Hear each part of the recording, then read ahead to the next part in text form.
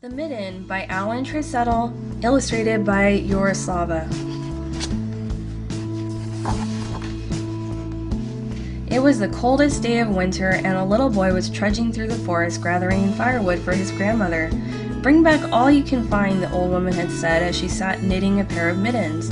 "The north wind blows cold, and we must have a good fire to keep us warm." All morning the boy worked, picking up sticks until his sled was well loaded. It was a very strange thing that happened. Just as he had picked up the last stick, he dropped one of his mittens in the snow. Now, how a boy could do this on the coldest day of winter, I'll never know, but that's the way my grandfather tells the story. Off he went with his load of wood, and the mitten left lying in the snowdrift. As soon as he was out of sight, a little mouse came scurrying through the woods. She was very cold, and when she spied the little boy's mitten with its furry, feathery fur cuff, she popped right in to get warm. It was just the right size for a tiny mouse.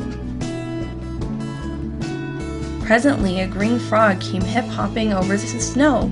"Anybody home?" she asked when she saw the mitten.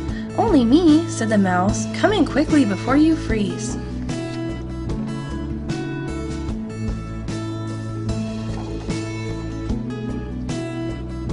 They had no sooner settled themselves snugly in the wool red lining when the owl flew down. "May I join you in that lovely mitten?" he asked. "If you mind your manners," said the mouse, for owls always made her nervous. "And don't wiggle around too much," added the frog, "because it's a bit tight in here." It wasn't long before a rabbit came down the forest path.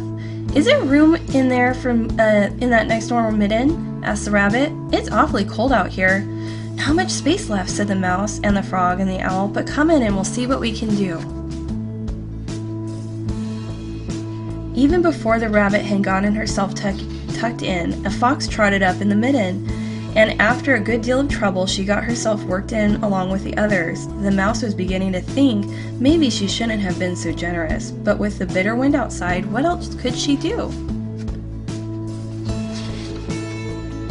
And now, as if things weren't bad enough, the next visitor was a big gray wolf who wanted to come in too. "I don't know how we'll manage it," said the mouse, "but we'll try." Everyone moved around a bit, and finally the wolf was squeezed into the mitten. It was very crowded by now, but at least it was warm.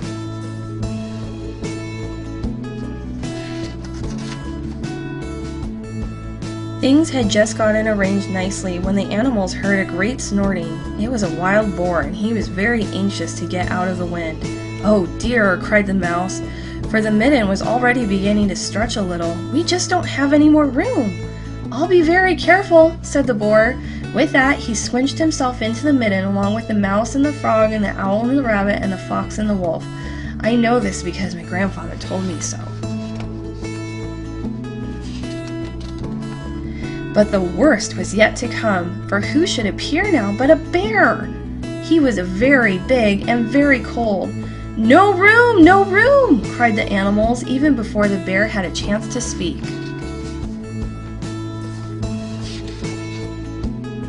"Nonsense," said the bear. "There's always room for one more." And without so much as a please or thank you, he began crawling into the mitten. He put his paw in first, and the mitten creaked and groaned, and he put another paw in, and one of the seams popped, and then he took a big breath and pushed himself in. Now, while all this was going on, along came a little black cricket. She was very old, and her creaky legs ached with the cold, and she saw the mitten and said, "That looks like a nice warm place. I'll just hop over and see if I can squeeze in too."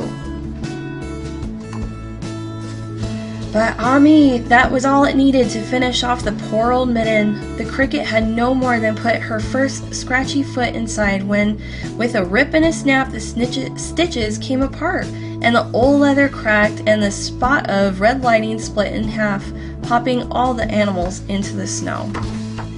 Well, at this very moment, the little boy discovered that he only had one mitten, so back he went to see where he might have dropped the other one.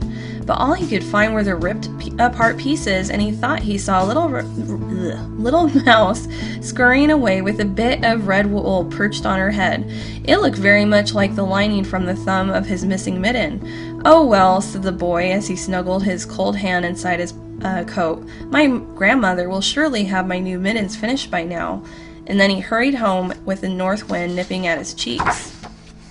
And my grandmother says he never did know what really happened to that mitten.